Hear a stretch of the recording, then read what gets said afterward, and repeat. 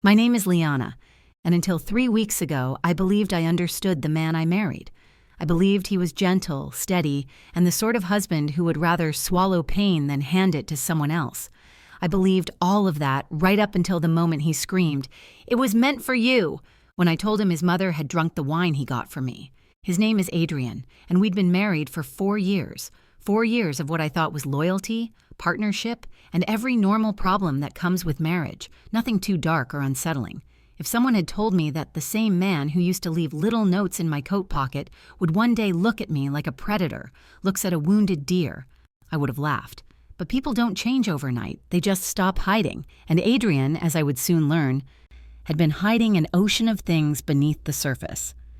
Before we begin, please leave a comment letting us know what part of the world you're watching this story from. Don't forget to like and subscribe so the channel can grow and bring you more fascinating stories. Now let's get started. It started on a day that should have been normal. His mother, Evelyn, had come to stay with us for a few days because she said she felt dizzy on and off and didn't want to be alone in her apartment. She and I had a peaceful, warm relationship, the kind where we didn't pretend to be best friends, but we genuinely cared for each other. I took her to her appointments, and she kept me company in the kitchen while I cooked. She had a softness to her that Adrian didn't. Sometimes I wondered how he came from her at all. That morning, Adrian had left early for work, or at least that's where he claimed he was going. I didn't know then that he had been fired from his job 2 months earlier and had been hiding it from me. I didn't know he had been slowly drowning in debt from failed investments he made without ever telling me. I didn't know that he'd been pacing our home during work hours, stewing over every detail of my inheritance. An inheritance I received from my grandmother shortly after she passed, money I rarely touched. Money I assumed Adrian respected as something sacred. All I knew was that he came home around noon, earlier than usual, with a bottle of wine and a small grocery bag.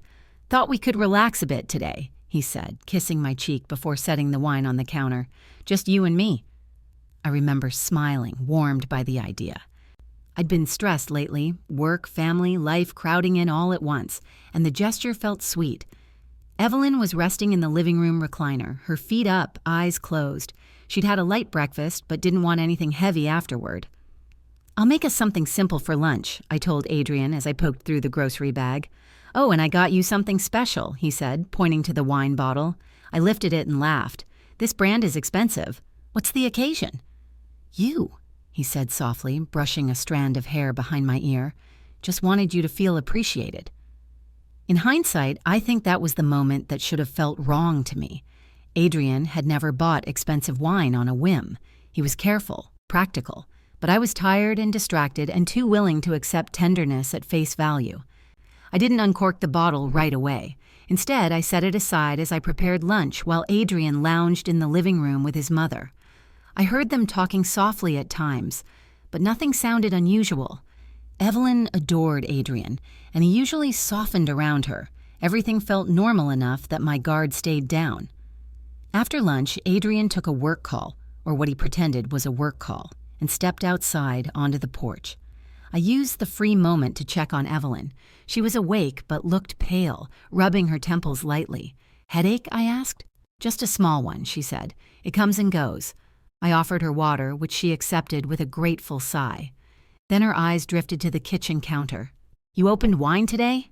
"Not yet," I said. "Adrian bought it earlier. He wanted us to relax this afternoon." Evelyn nodded, then settled back and closed her eyes again. I went back into the kitchen and saw that the bottle had been shifted slightly. I figured Adrian had moved it. He had a habit of adjusting things without noticing he was doing it. So I moved on with my day. Hours passed. Afternoon stretched into early evening. Adrian was quieter than usual, but again, I didn't think much of it. We'd both had long weeks. I reheated leftovers for dinner, but Evelyn said she wasn't hungry. "Just a little wine," she murmured. "Maybe it'll help me rest." I froze. I hadn't noticed earlier, but the bottle was uncorked now, and next to it was a glass, half full. I blinked. Had Adrian poured it for me? Had he poured it for her? Evelyn saw my expression and smiled gently. "I only took a few sips," she said. "Such a smooth taste. Tell Adrian he chose well." I didn't understand yet. I didn't know that the world under my feet had already started shifting. I didn't know what had been waiting for me at the edge of the night. "I don't know, baby," I said lightly as Adrian walked into the kitchen. "Your mother drank it." That was when everything broke open. His face drained of color, his hands trembled, and then he screamed, raw, terrified. "It was meant for you!" Adrian didn't just scream the words. He hurled them into the air like they were ripped from the deepest part of him, jagged and uncontrolled. For a full second, I couldn't breathe. The room seemed to shrink around me, the walls pressing closer, as if they, too, needed to hear what he had just admitted. Evelyn, startled, blinked rapidly and tried to push herself upright in her chair, her weak fingers curling into the fabric of the armrest. "Adrian, what are you talking about?" she whispered, her voice trembling.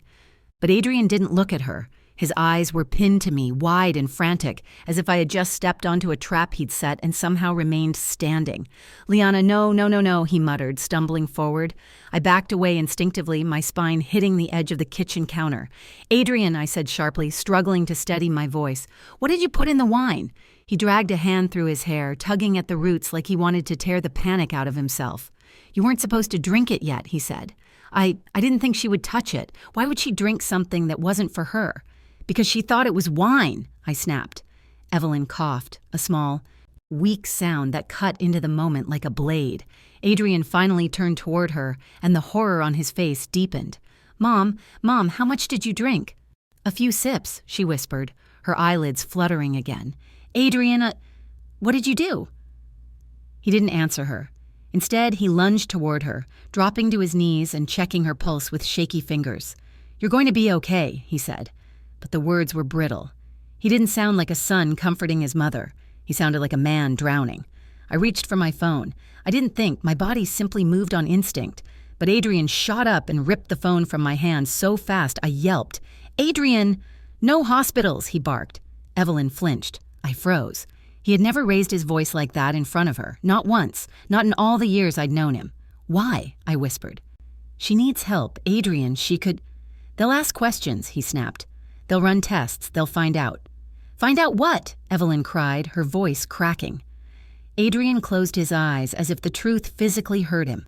"It was just supposed to knock her out," he whispered. My heart stopped. "Your mother?" I said. "You were trying to drug her too?" No, not her, Liana. I swear it wasn't meant for her." Evelyn's mouth fell open. "Adrian, you tried to drug your wife?" He whipped his head toward me, and there was something almost pleading in his eyes. "Not drug, just weaken." "For what?" I demanded. But I already felt the answer rising like bile inside me. Some part of me had known from the moment he screamed. Some part of me had been stitching the pieces together even as my mind tried to reject them. The inheritance. His secretive behavior. The tension whenever money came up. The unopened bills. The strange silences. Adrian opened his mouth, but the words got trapped in his throat. Evelyn, pale and trembling, forced herself to speak. "Adrian," she whispered, "look at me." He didn't. He stared at the floor as if it could save him. "Adrian," she repeated, firmer despite her weakening voice, "you tell me right now, what did you put in that bottle?" His jaw clenched. His breathing grew shallow. Finally, he whispered, just enough to make her sleep longer, deep enough that she wouldn't wake up easily. My blood ran cold. Evelyn gasped softly. "Why would you want that?" "Because," Adrian exploded, his voice cracking into something raw and furious. "Because she wouldn't give me the password." Silence fell, thick, heavy, all-consuming. "Password?" I echoed. He looked at me then, really looked, and I could finally see the truth hiding behind the panic. Desperation, fear, calculation, and something else, something darker. "To the inheritance account," he whispered. "You guard it like a dragon hoarding gold. You wouldn't share access. You wouldn't trust me. I'm your husband, Liana. I should have control too." "Control?" I said, stunned. "It's not even money I use. It's savings for emergencies." "This is an emergency," he shouted. "You don't understand the pressure I'm under, the debt." He stopped abruptly, as if he had revealed too much. My stomach twisted. "Debt," I said. "Adrian, what debt?" He looked away again. "I was going to fix it before you found out." "By drugging me?" I said, my voice barely holding together. "By stealing from me? You're overreacting," he whispered harshly. "I wasn't going to hurt you. I just needed time to get what I needed." "What you needed," Evelyn rasped. Adrian, that's your wife, your partner, and you—" She broke off with a sudden cough, deeper and harsher this time. Adrian stiffened. "It shouldn't be affecting her like this," he said frantically. "She didn't drink enough. She should just be drowsy." I felt every hair on my arms rise. "What did you put in the wine?" He stared at me with wide, terrified eyes. "Adrian," I repeated, stepping closer, "what exactly did you put in it?" His lips trembled. His whisper came out like a confession dragged from a nightmare. "More than I meant to." Evelyn slumped sideways in her chair. Adrian lunged for her, and in that moment, watching his hands shake as he tried to keep his mother conscious, something undeniable crystallized inside me. This wasn't panic because he loved her. This was panic because he hadn't planned for this. And for the first time, truly I saw who my husband really was. Chapter 3.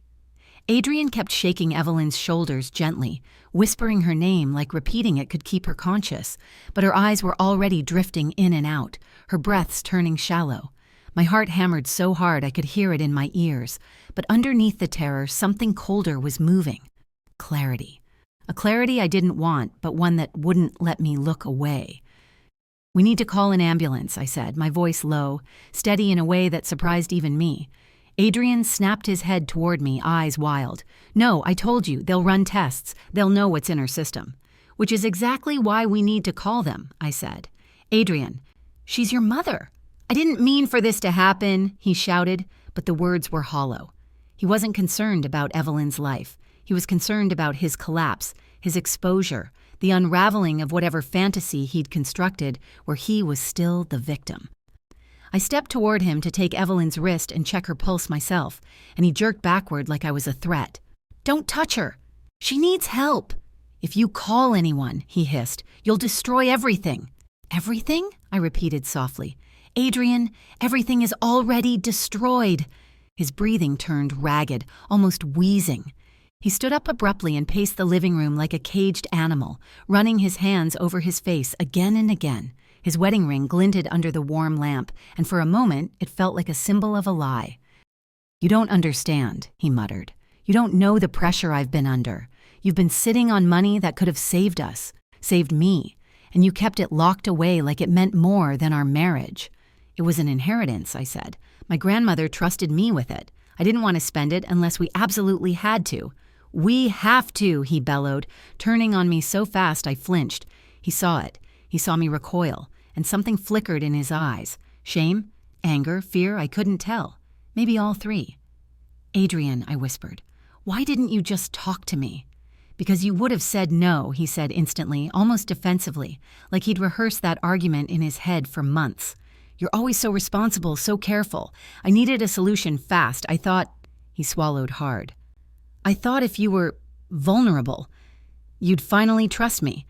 The word vulnerable hit me like a punch to the chest. "Vulnerable," I echoed. "Meaning unconscious? Meaning drugged?" "Not harmed," he snapped. "Just out of the way, long enough for me to access the account." My stomach turned. "You were going to steal from me." "It's our money," he shouted. "We're married." "Then why hide everything from me?" I shot back. "Why lie about losing your job? Why lie about the debt? Why pretend everything was fine? Why set up some twisted plan like this instead of just talking to me?" He clenched his fists. "Because I needed you to say yes, and you never say yes to anything that isn't safe or rational." "I would have said yes to helping you," I said quietly, pointing toward his collapsing mother. "But this, Adrian, this is not help. This is betrayal. This is attempted murder." His face twisted in pain at the word murder, but he didn't deny it. He just looked at Evelyn, his mother, whose head now lolled to the side, her breaths growing faint. Something broke inside him then. I could see it, the realization hitting him that this wasn't a near miss. This was happening. She was slipping away, and he had done it. "Mom," he whispered, kneeling beside her again. "Mom, I'm sorry. I'm so sorry. Please wake up, please." I stepped forward again, slowly, deliberately, testing his reaction. "Adrian," I said softly, "let me call for help. She needs medical attention. If we move quickly, she might—" He snapped his head up. His eyes were wet, frantic. "If you call the police, they'll arrest me." I held his gaze. "If we don't call, she might die." He stared at me like I was forcing him to choose between drowning and burning alive. "Adrian," I whispered, "I'm calling." I reached into my back pocket for the spare phone I kept there only when wearing jeans, and thank God I had worn jeans today. Adrian surged to his feet. For one agonizing second, I thought he might grab me or shove me or do something irreversible, but instead he froze. A long, trembling breath escaped him, almost a whimper. "Liana," he said, voice cracking, "please don't do this." "I'm not doing anything," I said quietly. "You did this." His shoulders slumped, his hands fell open at his sides, and something about his posture changed, not softer, not remorseful, just resigned, hopeless, like a man who realized the world had ended and there was no path out of the ashes. I dialed emergency services with shaking hands. Adrian didn't stop me.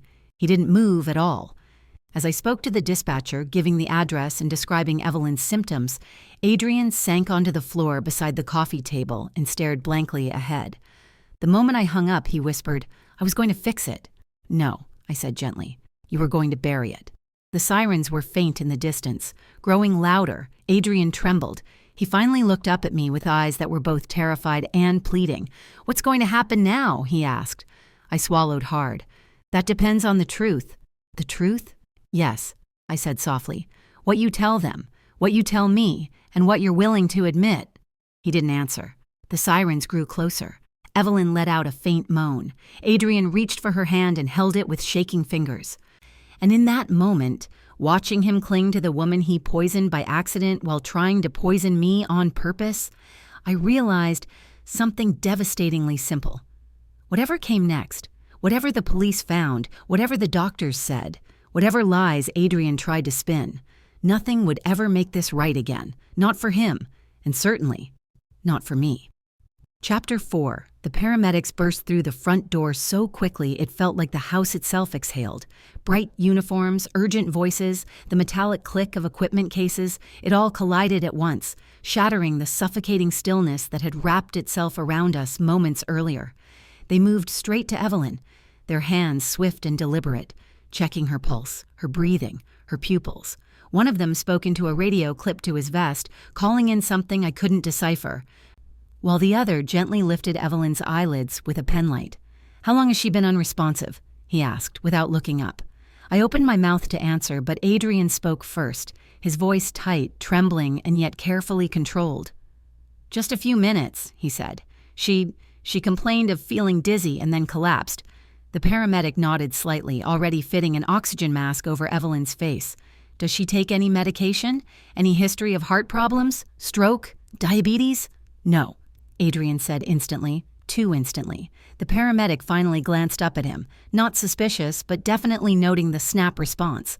My chest tightened. I stepped forward.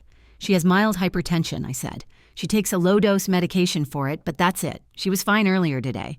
The paramedic gave a quick nod, processing, before continuing his assessment. Adrian shot me a sharp look, not quite angry, more like warning, as if telling them anything he hadn't curated was a betrayal. The other paramedic prepared the stretcher, and they lifted Evelyn with practiced ease, securing her before rolling her toward the door. But just before they pushed her outside, her eyes fluttered, a small, fragile movement. I stepped closer. "Evelyn?" Her fingers twitched. Adrian nearly knocked me aside to reach her. Mom, can you hear me?" Her lips moved behind the oxygen mask. I couldn't make out the sound, but her gaze flickered toward me. Not him. Me. A look full of something I couldn't decipher. Fear? Apology? Warning? And then she drifted under again. The paramedics wheeled her out. Adrian followed them like a shadow, but as they reached the ambulance, one of the paramedics turned to him.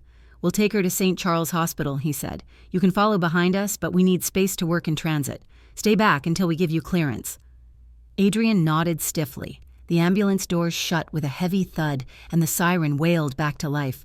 I watched as the vehicle sped down the street and disappeared around the corner. For a moment, everything went silent. Adrian stood in the middle of the driveway, his hands dangling at his sides, his shoulders hunched like the weight on them was too great. Then slowly, he turned to face me. The yellow streetlights painted his expression in sharp shadows. Desperation, anger, guilt, all twisted together. "You didn't have to tell them anything," he said quietly. I blinked. "I told them she has hypertension. You didn't have to say she was fine earlier, because it's true." He stepped closer, his voice lowering. You don't understand how this works. No, I said, you don't understand how this works.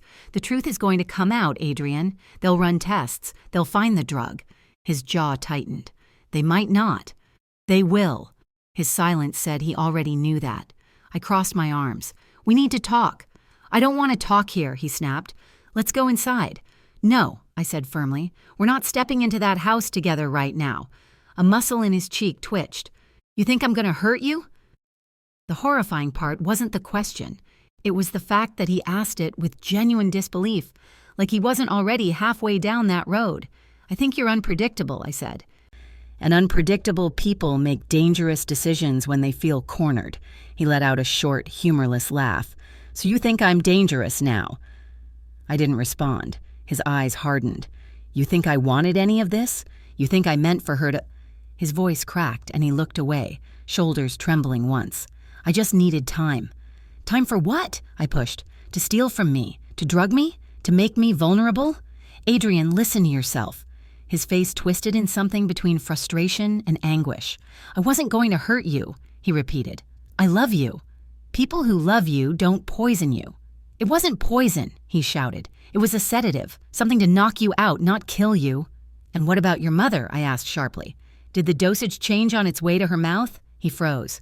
Then his voice dropped to a whisper. She wasn't supposed to drink it. And yet she did. He squeezed his eyes shut, exhaling shakily. When he opened them again, something in him had shifted. No longer frantic, but calculating, as if he were searching for a new angle. Liana, he said slowly, listen to me. When the police ask questions, and they will, we need to get the story straight. My stomach turned. Our story? Yes. Adrian, I whispered, there is no our story. He stepped closer again, too close. If you tell them what you think happened, what I know happened, they'll charge me. Yes, I said softly. They will. His expression hardened completely then, all the panic replaced by something colder. And that's what you want? I want justice, I said. For your mother, for me, for what you tried to do. A long silence stretched between us. The wind picked up, rustling the leaves in the driveway. Finally, Adrian spoke. If you go to the police, he whispered, you'll ruin my life. You ruined your own life, I said. I'm just refusing to cover it up. Rage flickered, quick, sharp, before he smothered it under a forced calm. I'll see you at the hospital, he said, turning toward his car. But as he opened the driver's door, he looked back at me one last time. His eyes were dark, unreadable. Don't do anything stupid, Liana. I held his stare. You first. He slammed the door, the engine roared to life, and he sped away into the night. I stood alone in the driveway, shaking from head to toe, the truth settling into my bones like ice. Adrian wasn't just desperate. Adrian wasn't just scared. Adrian was dangerous. And the worst part? This wasn't over, not even close. Chapter 5. The hospital waiting room buzzed with a low, constant hum. Nurses shuffling paperwork, machines beeping behind closed doors, the quiet murmur of families waiting for news they weren't sure they wanted. I stood near the far wall, arms wrapped around myself, the fluorescent lights overhead casting a cold glow across the linoleum floor. The ride here had been a blur, my mind looping through every moment of the night like a film I wanted to rip apart. Evelyn's collapsing body, Adrian's panic, the confession that wasn't meant to be a confession, and now this, the sterile, awful in-between space where outcomes hung in limbo. A nurse approached with a clipboard pressed to her chest. You're here for Evelyn Hart? She asked gently. Yes, I said, my voice thin. She nodded. She's stable for the moment. The doctors are running toxicology and blood tests to determine the cause of her collapse. They'll update you when they know more. Toxicology, a word carrying the weight of everything Adrian hoped would never surface. The nurse must have sensed my tension because her smile softened slightly. Please have a seat. It might be a little while. I thanked her and walked back to the row of chairs, but I didn't sit. I couldn't. My hands felt too cold, my legs too jittery with fear and adrenaline, and beneath that fear, pulsing like a bruise, was betrayal. The deep kind. The kind that left you questioning the very fabric of your memories. I had married Adrian because he was steady, gentle, reliable. But tonight, watching him unravel, watching him hover over Evelyn's fading body while calculating how to keep himself safe, I wondered how much of that steadiness had been real and how much had been a mask stretched thin over desperation. The sliding doors at the front of the waiting area whooshed open. Adrian stepped through. His shirt was wrinkled, his hair disheveled, his face a patchwork of exhaustion and tension. For one foolish moment, a familiar warmth tugged at me, the reflexive comfort of seeing my husband walk into a room. But the warmth dissolved just as quickly, crushed under the memory of him screaming that the wine was meant for me. His eyes found mine. He hesitated before walking over, his steps slow, cautious, almost rehearsed. "They didn't tell me anything," he said quietly. "Just that she's being evaluated." "They said she's stable," I replied. "For now." A flicker of relief softened his expression, but only briefly. He sat down, leaning forward with his elbows on his knees, rubbing his hands together. "She'll be okay," he murmured. "She has to be." I said nothing. Silence settled between us like a wall. After a moment, he added, "They're going to ask questions." "Yes," I said, "they will." He looked up at me, eyes sharp. "We need to be on the same page." "Adrian," I said, "stop." "Stop what?" "Stop pretending this is something we can coordinate our way out of. You put something in that wine." His nostrils flared, but he shook his head. "It wasn't poison. It was enough to make her collapse." "It shouldn't have," he snapped, lowering his voice when a nurse glanced our way. "It was a sedative. A strong one, yes, but not lethal. She barely drank any. I don't know why she reacted like that. Maybe because human bodies aren't predictable," I said. "Maybe because your plan was reckless and cruel and stupid." "It wasn't supposed to go wrong," he whispered fiercely. "You weren't supposed to fight me on this. If you had just trusted me—" "Trusted you?" The word ripped out of me before I could stop it, sharp enough that a man across the room glanced over. I lowered my voice. "Adrian, trust doesn't survive secrets, or manipulation, or drugging your spouse." His jaw clenched, but he didn't argue. Instead, he leaned back, staring at the ceiling, his chest rising and falling in shallow breaths. "I was drowning," he said finally. "You don't know what it feels like." "Then tell me," I said. "Tell me instead of drugging me." His lips tightened. For a moment, I thought he might, but then he exhaled sharply. "You wouldn't understand," which was exactly what he had always said whenever he pushed me away. I opened my mouth to press further, but a doctor in a white coat approached us. Adrian stood immediately. "How is she?" "Evelyn is stable," the doctor said. "She's awake, alert enough to answer simple questions. However, her blood work shows signs of an unknown substance in her system. We're running more extensive tests now." Adrian stiffened. The doctor continued, "She's asked to see you both." My heart skipped. Adrian and I exchanged a look, his nervous, mine wary. The doctor led us down a narrow hallway, the smell of disinfectant heavy in the air. My pulse quickened with every step. When we reached the room, the doctor gently pushed open the door. Evelyn lay propped against a stack of pillows, pale but conscious, her eyes fluttering open when she heard us enter. "Mom!" Adrian breathed, rushing to her bedside. She lifted a shaky hand. He grasped it instantly. "Thank God you're okay," he whispered. She didn't smile. She didn't speak. She simply stared at him.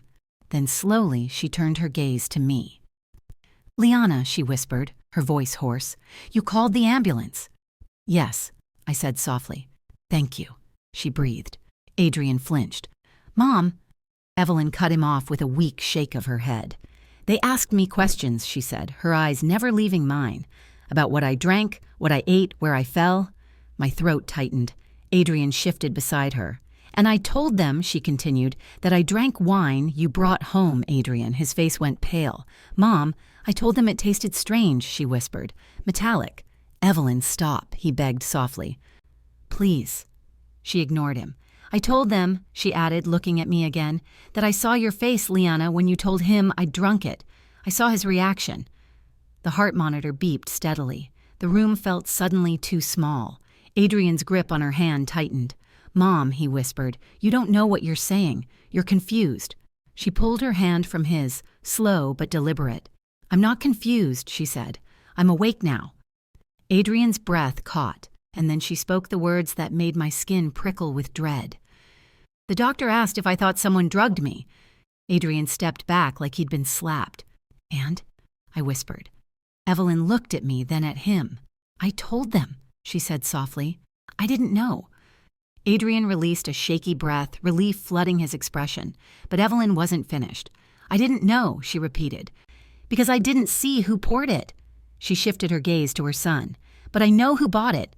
Adrian staggered a step. Mom, don't, please. Evelyn closed her eyes. I told them they should ask you. A cold shiver crawled up my spine. The doctor cleared his throat politely from behind us.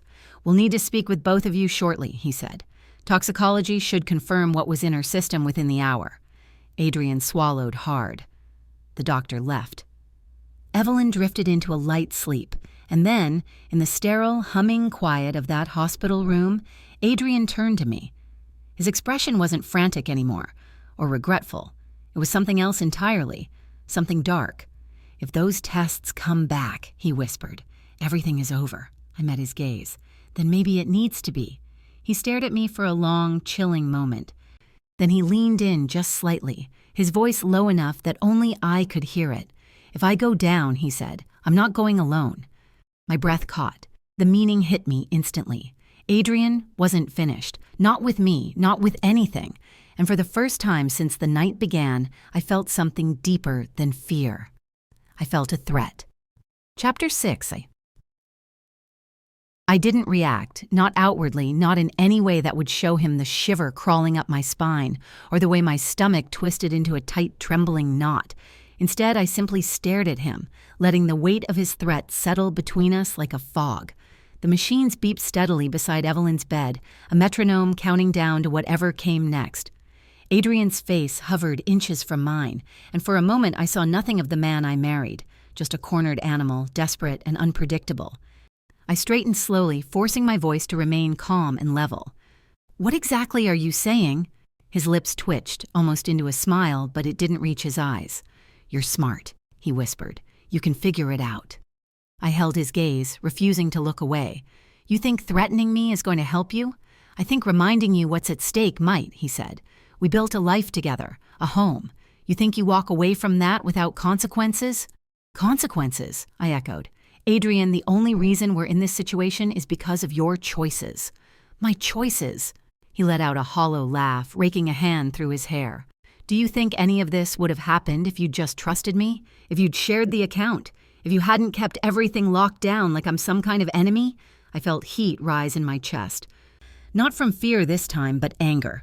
The kind of anger that sharpened my words into something clean, controlled. You are the enemy when you drug me, Adrian. The words landed like a slap. His jaw tensed. I told you, it wasn't meant to hurt you. Intent doesn't erase action. He inhaled sharply, stepping away from me and pacing the small hospital room, careful not to wake his mother. This is your chance to fix it, he muttered, to stand by me, to tell them this was all a misunderstanding. A misunderstanding? Yes, he snapped, turning to face me. We can say she drank something spoiled or mixed with medication, something believable. You know how easy it is for people to jump to conclusions. But if you go along with it, if you just help me, we can end this quietly. And if I don't, his eyes darkened. Don't push me, Liana. I exhaled slowly. What are you going to do? Blame me? If I have to, he said without hesitation, I'll say you poured the wine. I'll say you handed it to her. I'll say you pressured me not to call for help. Who do you think they'll believe? The grieving son or the woman with the inheritance motive? My blood ran cold. Not because his words were true, but because he believed them. Even the lies he hadn't fully formed yet. Adrian had crossed the threshold where truth no longer mattered. Only survival did. I stepped away from him, closer to the door, needing distance. I'm not lying for you, I said, not to the doctors, not to the police, not to anyone. Then you're choosing the wrong side, he whispered. There is no side, I shot back. There's just right and wrong. And you're pretending you're on the right side, he sneered. I'm not pretending, I said quietly. I'm standing. He opened his mouth to retaliate, but the door swung open and a nurse entered, holding a tablet. Sorry to interrupt, she said, glancing between us. We just need to take Evelyn's vitals again. The doctor will meet with you both shortly. Adrian forced a tight smile. Of course. I stepped back, but he moved closer, just enough that his whisper brushed my ear. We're not done, he said, not even close. I didn't respond. The nurse checked Evelyn's pulse, adjusted her IV line, and made a few notes before stepping out again. As soon as the door clicked shut, Adrian turned fully toward me, his expression shifting, less frantic now, more calculating. He wasn't spiraling anymore. He was planning. My heart pounded. I had to keep control of this. I reached for the chair beside Evelyn's bed, gripping the back of it just to steady myself. "Let's be clear," I said softly but firmly. "I'm not covering for you. I'm not lying. I'm not being manipulated into protecting a man who tried to drug his wife and accidentally drugged his mother." His nostrils flared. "Lower your voice." "I don't care who hears me," I said. "Maybe someone should hear." He stepped forward, but before he could speak, the door opened again and the doctor entered. Adrian instantly shifted into a mask of concern so polished I almost gagged. "How is she?" he asked, rushing to the doctor's side like a perfect son. The doctor scanned his tablet. "We have preliminary toxicology results." My breath caught. Adrian's fingers twitched. The doctor continued. "There is indeed a sedative in her bloodstream, one not prescribed to her. It's far stronger than typical anti-anxiety medication. The combination affected her blood pressure and breathing, causing the collapse." Adrian swallowed, his mask faltering for a fraction of a second. "A sedative?" he repeated, trying to sound confused. "What kind of sedative?" "We're still identifying the exact compound," the doctor said, "but this raises some concern. We do need to ask, did either of you give her anything tonight? Medication, drinks, supplements?" Adrian was quick, too quick. "She had wine," he said. "We all did." I stiffened. The doctor turned to me. "Is that true?" My pulse hammered, but my voice remained steady. "She drank wine," I said, "but I didn't pour it. Adrian brought the bottle home." Adrian's head snapped toward me, jaw flexing. "I didn't pour her a drink," he said carefully. "She poured her own. I just brought the bottle in." The doctor nodded, taking notes. "And where is the bottle now?" The question seemed simple, but Adrian froze, completely. I don't know," he stammered. "It was in the kitchen after she collapsed. We rushed out with the paramedics." I stepped in smoothly. "It should still be on the counter," I said, "unless it's been moved." The doctor looked between us for a long, measured moment. "It would be helpful for testing. We'll need to check the contents." Adrian's face turned a shade paler. "I can go home and get it," he said. I spoke before he could finish. "I'll go with you." His eyes snapped to mine. The doctor nodded. "Good. When you return, we'll talk again." As we stepped into the hallway, the door shutting behind us, Adrian leaned in close, his voice low and venomous. "You think you're smart," he hissed. "But you're making a mistake." I didn't look at him. "The only mistake," I whispered, "is underestimating me." He stopped walking. "What does that mean?" I turned to face him fully. "It means you're not the only one who can play a long game, Adrian." For the first time all night, uncertainty flickered behind his eyes. I kept walking toward the exit without waiting for him. He followed silently. We had to go back to the house, back to the bottle, back to the scene of everything. And I knew, absolutely knew, that whatever happened there would decide everything that came next. Chapter 7. The drive back to the house felt like moving through a dream I didn't want to be in. The streetlights flickered across the windshield as Adrian gripped the steering wheel tightly, his knuckles white.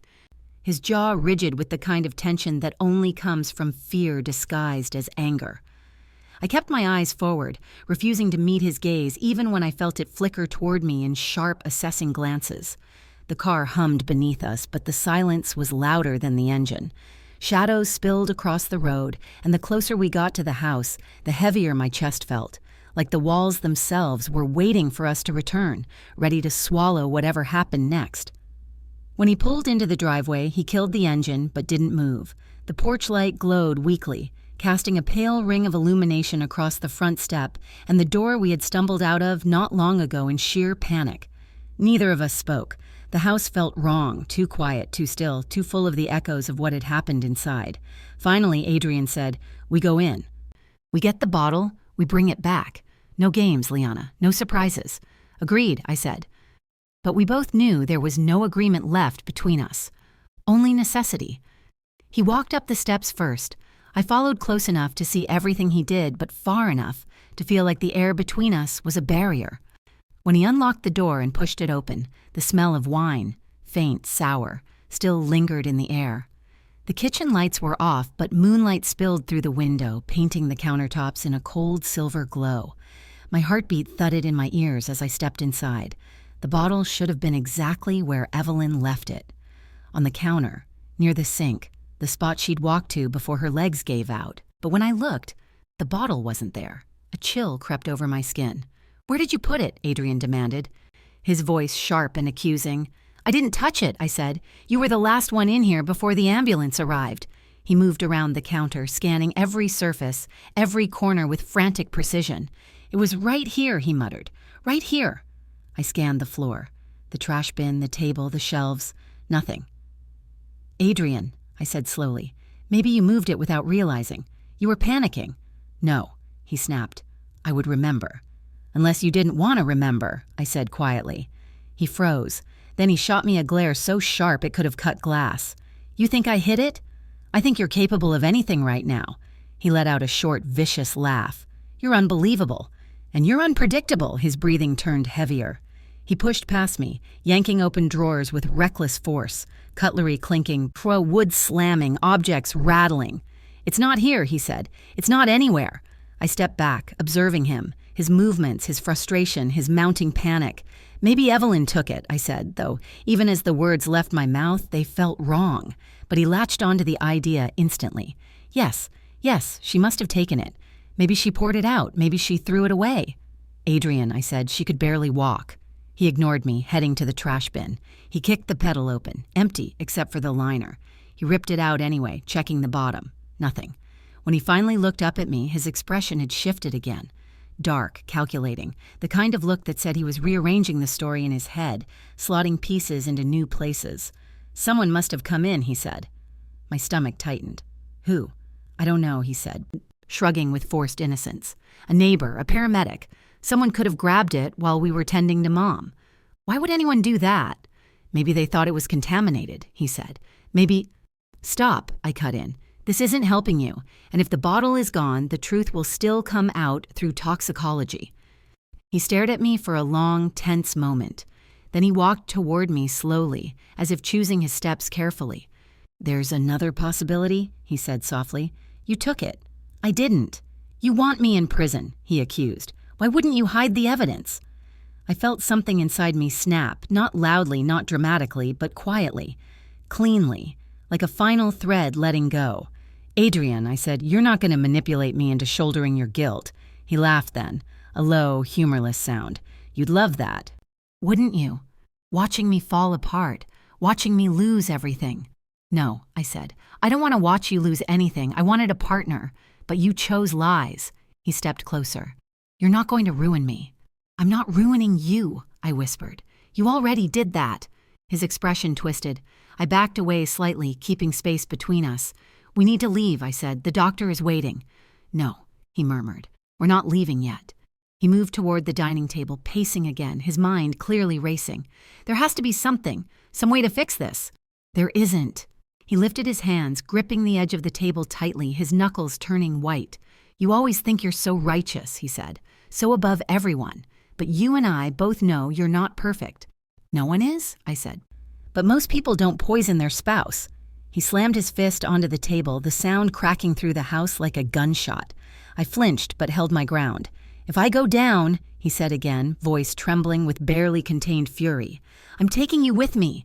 "For what?" I challenged. "For saving your mother's life?" He stepped closer, his face inches from mine, his breath uneven. "For being my wife," he whispered, "and refusing to protect me." For a moment, neither of us moved. Then headlights flashed through the window, bright, white, slicing into the tension. Adrian and I both turned toward the driveway. A car had pulled in, not the doctor's, not a nurse, police. 2 officers stepped out. One shined a flashlight toward the door. The other lifted a clipboard. My heart pounded in my throat. Adrian's face went still, completely, horrifyingly still. "Who called them?" he whispered. Before I could answer, the knock came. Sharp, official, final. Adrian's breath hitched. "Don't say a word," he hissed. "Not one word." I walked to the door anyway. My hand didn't tremble when I opened it. The officer greeted me with a calm, professional nod. "Ma'am," he said, "we need to speak with both of you regarding Evelyn Hart's toxicology results." Adrian stiffened behind me. The officer continued. "We were instructed to retrieve any remaining samples from the substance she ingested. Hospital staff said you were returning home for the bottle." I swallowed. It's missing. The officer exchanged a look with his partner. Missing? Yes, I said. We just looked. He nodded slowly. We'll need to check the property. Of course, I said. Adrian didn't speak. The officers stepped into the house, their flashlights sweeping across the kitchen, the counters, the sink. After a moment, one officer crouched near the cabinet beside the stove. Sir, he called to his partner, there's something here. My breath caught. The officer reached inside and pulled out the bottle, Adrian's bottle, the wine bottle, stuffed behind a row of cleaning supplies, hidden. I turned to Adrian. His eyes widened, shock flickering into panic, then into something heavier, resignation.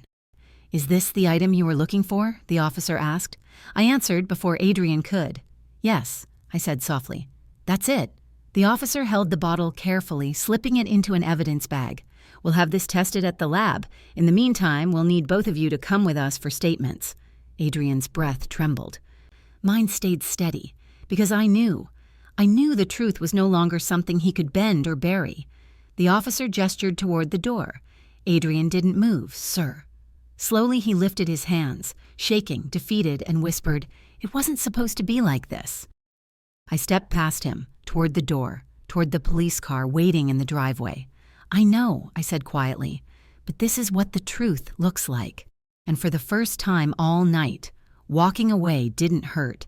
It felt like finally breathing. Thank you for accompanying Liana to the end of her journey. I hope this story has left you with the lesson that inner peace, although sometimes it feels heavy, comes from the value of making the right decisions. If you like this story and want to keep watching other dramatic stories, don't forget to subscribe so you don't miss new episodes.